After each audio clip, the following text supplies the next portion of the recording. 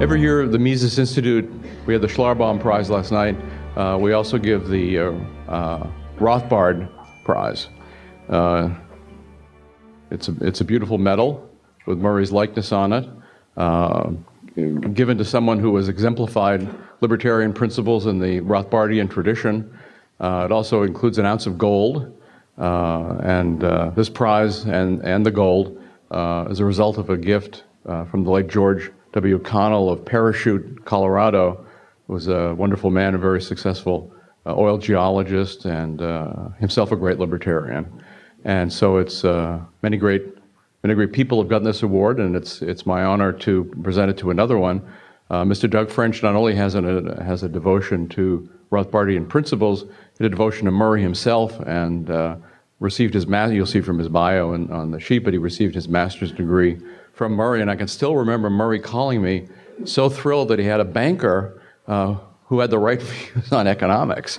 And Lou, Doug French. So it was great. So Doug, come on up and let me present this medal to you and thank you in recognition of all your great work and your devotion to Murray and to Rothbardianism, Mr. Doug French.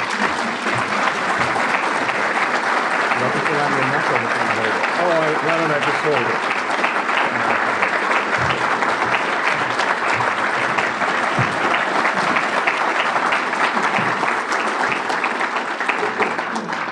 Well, thank you, Lou. This is, of course, a tremendous honor, and I have a very, very soft spot in my heart for Murray.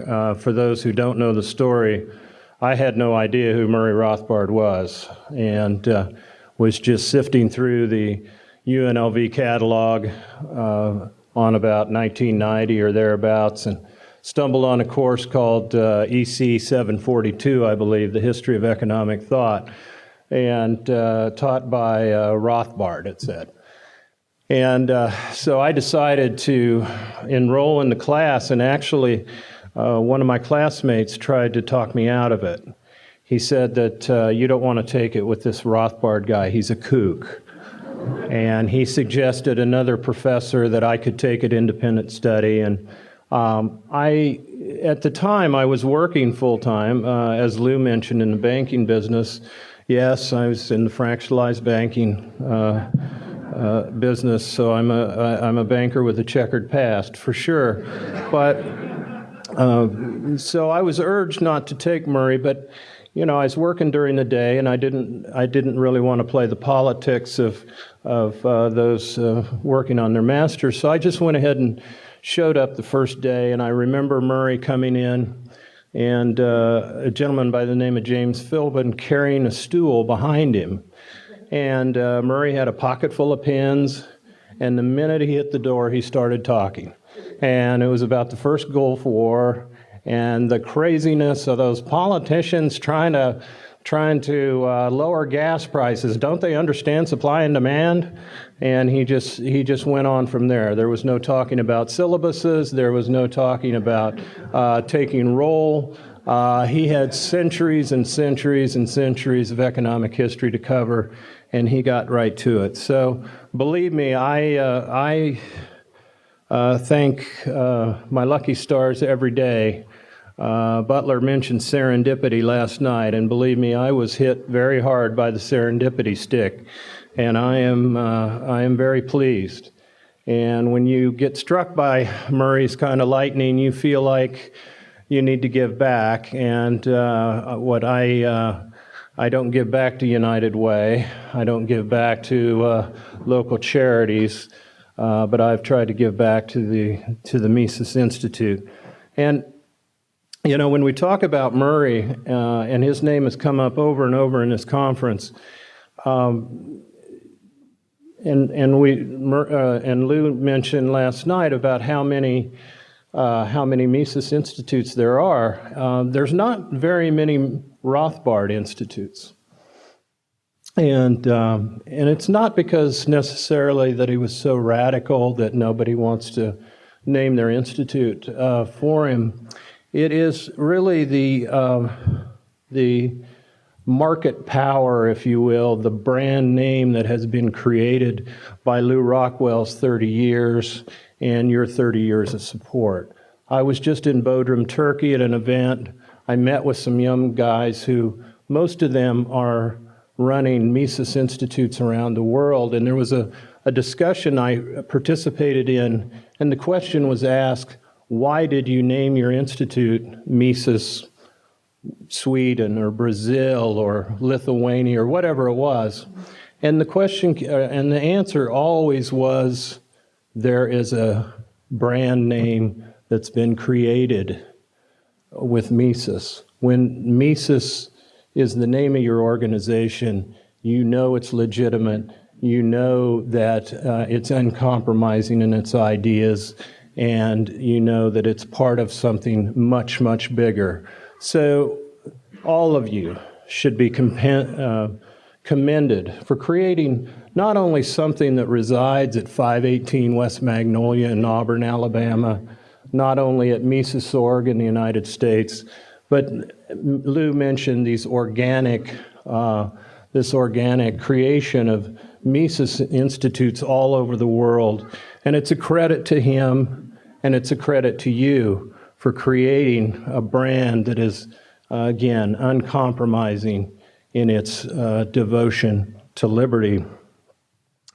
I hope that Murray is looking down upon us today, and I think the first thing he would say probably is, how could you get my medal so early in the morning? For those of you who knew Murray, he was very much a night owl, and so to ask him to speak before noon was definitely something you didn't want to do. But I think that I would hope anyway that Murray is at least in some small way proud of me, and what I do know for sure is that he is very proud of his friend Bert Bloomert, who passed away unfortunately a couple years ago, and he is very, very, very proud of Lou Rockwell for the great work that he's done to build this organization over 30 years. And beyond being proud, he is overjoyed at what you as donors have created in the Mises Institute. So you can be very proud of that. I'm sure Murray is smiling down upon us. You know, Lou told me a long time ago a very pithy little saying. He said, "No tank, no think."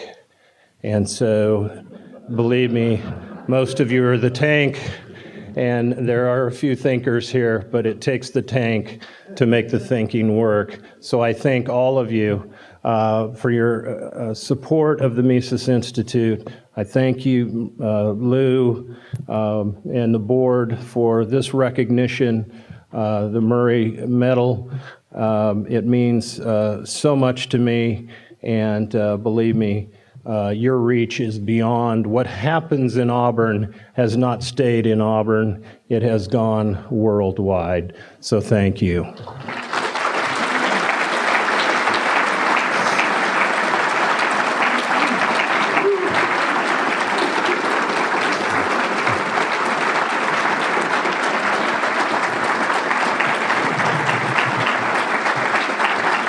Thanks. Thank you. And now I have work to do. During the debates and on the campaign trail, probably one of your favorite candidates, Mitt Romney, said repeatedly that the first thing he would do on day one of the many things he could do, because it's not like America has any problems, but the first thing he would do is cite China for manipulating its currency. It's the first thing he would do. Take the oath, his hand would come down, he would kiss Anne, and immediately call China a currency manipulator. I was thinking this is truly the pot calling the kettle black. In fact, it was just a couple of weeks ago that the Brazilian finance minister blasted the Fed's QE3, or if you will, QE infinity policy for setting off currency wars around the world. Again, this year we've had the Fed, we've had the ECB, we've had the Bank of Japan, all announcing easing within days of one another. And the effects are inflation in China, food riots in Egypt, stock bubbles around the world, consumer price inflation in Brazil, and higher unemployment in developing countries. Now, Romney's hectoring of China is really not so harmless. You combine this Romney rhetoric with the Federal Reserve's QE to forever policy, and these are the sounds of what we will call, at least for the purposes of this talk, Currency War 3. And it is in its initial stages. Now, I think most people in this room accept that the big picture is that governments eventually, inevitably reduce the value of their currencies to their intrinsic value, and that would be the value of the paper, or virtually zero. But in the meantime, politicians are looking for votes, and governments look for an advantage over competing governments. It's not just rockets and bombs that gets fired.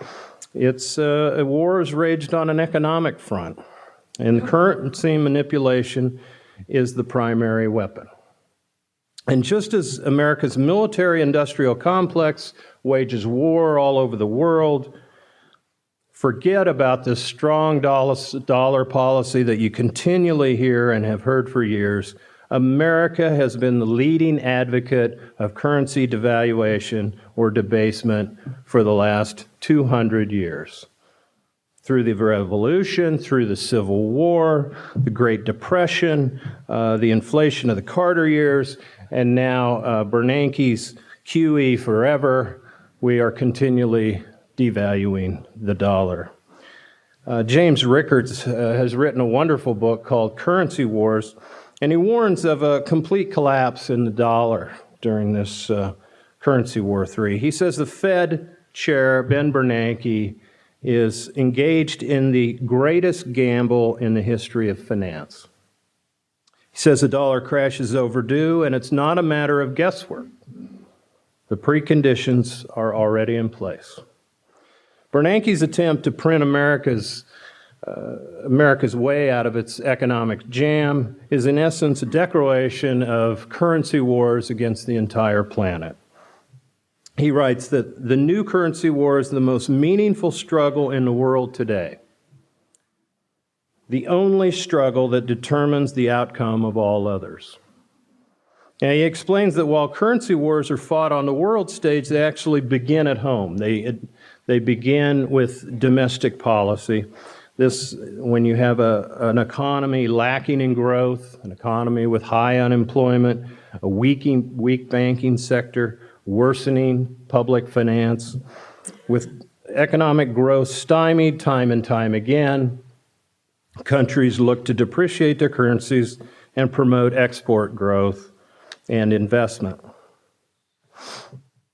Now, there was once a classic gold standard that really was practiced around the world. It was long ago that most of us don't remember, only from the history books. But it was self-equilibrating. It operated essentially like a club. The members strictly adhered to the rules that were unwritten, but they were well understood. Free market forces prevailed. Government interventions were minimal. Exchange rates were stable. What kept this all in place? How did this happen? Well, the Federal Reserve hadn't been created yet.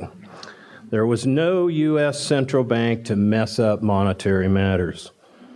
This monetary tranquility was jarred with the creation of the Federal Reserve in 1913.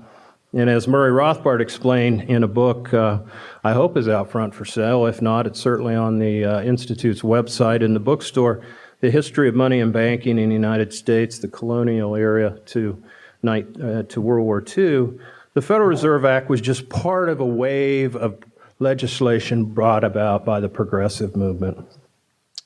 At the time, big business was tired of competing and continually innovative to stay ahead of falling prices, because that's what you have when you have a stable monetary unit.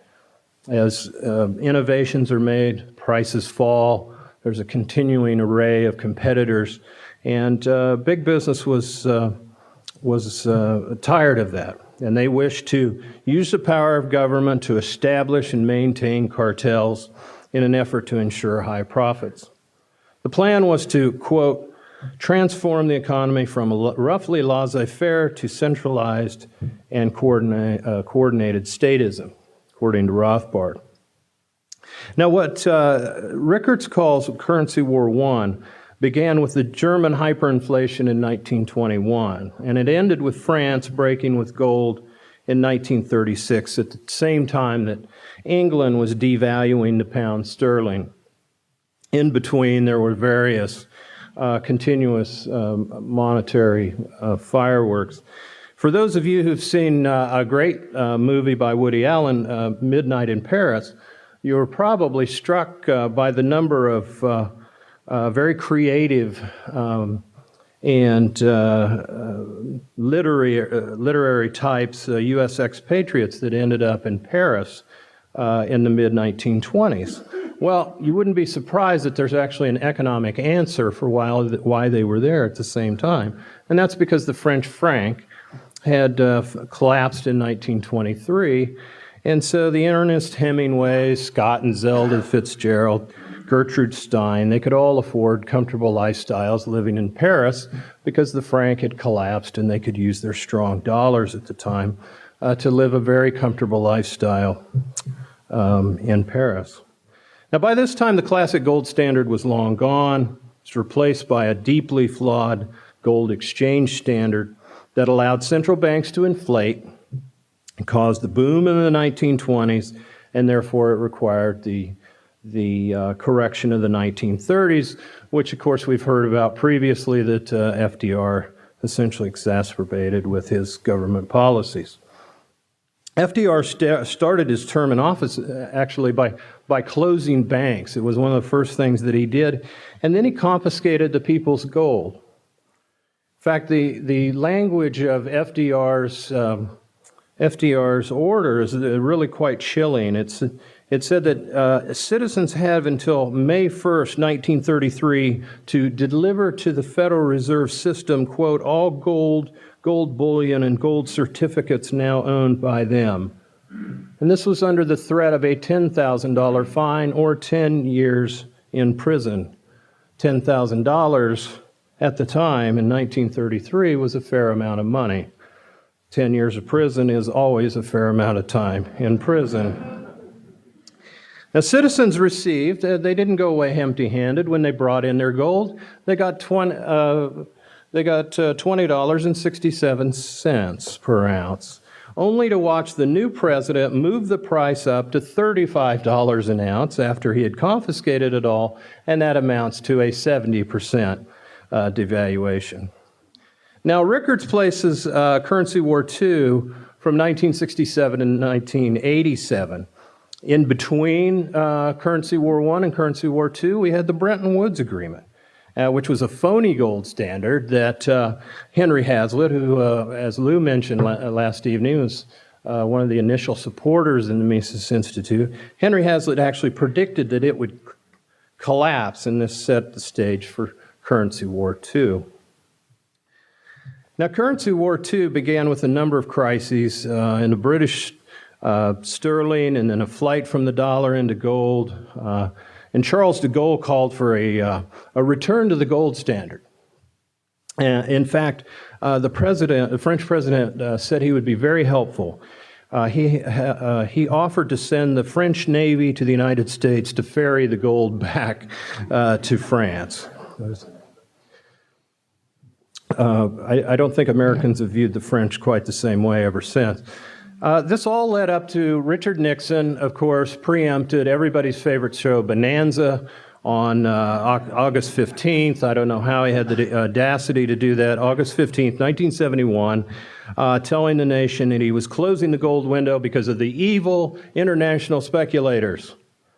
He left out the part about the money printing and budget deficits and all that. It was the evil international speculators. He instituted a 10% surtax, by the way, on all imports, so he effectively devalued the dollar in the trade arena. Now, the devaluation was to spur employment, but within 2 years, the United States was mired again in a recession, It suffered three recessions between 73 and 81. And while at the same time purchasing power dropped from 77 to 81, dropped in half. Suddenly, everyone was talking about something they'd never heard of before, stagflation, something that wasn't supposed to happen according to the Keynesians. Of course, tall Paul Volcker, who doesn't seem to be able to go away at the time, he took over as Fed and hiked interest rates. Price of gold plummeted and the dollar strengthened. But that dollar strength finally got in the way of export jobs, and the Plaza Accord of September 85 was an attempt to drive down again the greenback's value primarily against the yen and the mark. And it worked. From 85 to 88, the dollar fell 40% against the French franc. It was cut in half against the yen, and it was dropped 20% against the mark. However, that devaluation did little for the U.S. economy, and in 87, they met again at the Louvre in Paris, and in the Louvre Accord, it was hatched, again, to stop the dollar's fall. The Bank of the Japan participated, and they were very willing to expand their money supply to depreciate the yen versus the dollar. Well, this depreciation of the yen versus the dollar kicked off one of the greatest stock market booms in the history, probably in the history of the world. The Nikkei index went from 10,000 in 1985, and by the end of the decade, it was almost 39,000. And if you follow the Nikkei index, you'll know that 2 decades later, that market has never, ever recovered. So Currency War III has just begun.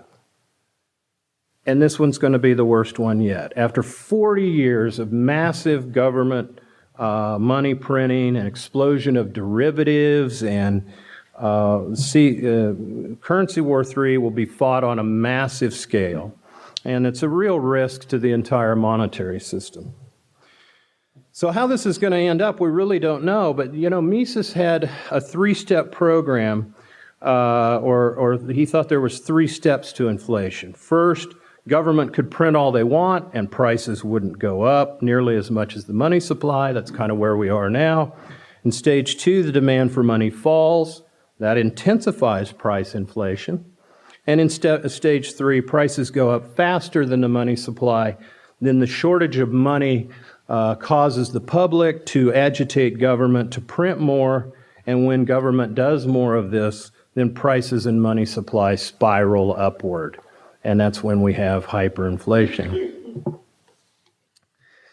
So a small change in preferences among just a few people could lead to this collapse, because financial framework is just this weakly constructed Keynesian contraption of fiat money, government deficits, and financial alchemy. Any one of 1,000 events could trigger the collapse, and the last straw we won't know until after the fact. It's been said that war is the health of the state. I've heard that at this conference. It's certainly true. But I'd say currency wars are a sign of a desperate government that's willing to do anything it can to wreck its citizens' lives to benefit its own agenda. Chaos is the most likely outcome of the latest currency war. It's not going to be pretty. After the desperation, government gets mean. And when government gets mean, after their currencies collapse, they freeze the people's assets, they grab the people's gold, and they institute capital controls. Unfortunately, currency war is neither a spectator sport, and it's certainly not a game. We all have to participate, because this is the government's war that's on each and every one of us. It's not a matter of if. The war's already started. Now's the time to get prepared. Thank you.